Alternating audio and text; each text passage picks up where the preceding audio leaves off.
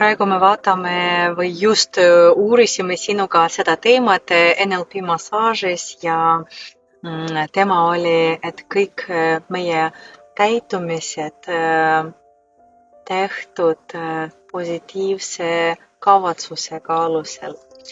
Ja kohe, kui tuleb mingi uus teema või hakkab muutuda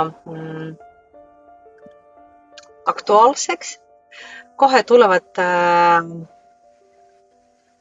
eksamid, et kas see teema on ikkagi läbinud ja kas see teema on juba teada hästi.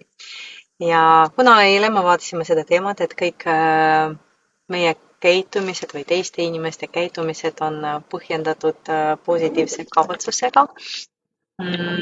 Täna tuli minu tipu esimene klient ja temaga ka rääkisime sellest, tal on oma kogemus omas elus ja mingid rasked olukorrad, mida ta on läbi elanud.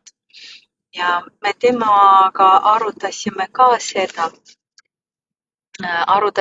seda, et kõik käitumised on tehtud selle alusel, et oli mingi positiivne kavatsus ja isegi neid, kes ei ole käinud väga ilusti tema elus,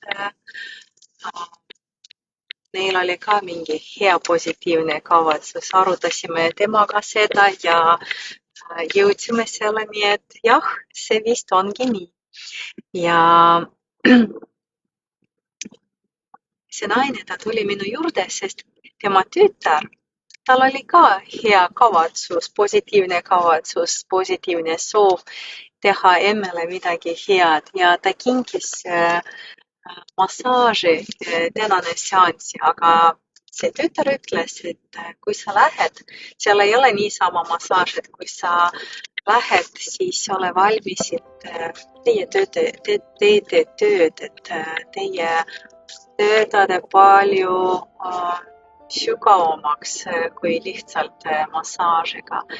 Ja selleks on vaja, et oleks julgus ja vaprus tulla minu juurde teha tööd. Ja ma tulin, töötasime ja näed, et tütrel oli positiivne kavatsus emmele midagi head teha. Ja need olukorrad, millest oleme rääkinud naisega, ta rääkis ka, et jah, on arusaadav, miks see nii töötab NLP massaažis.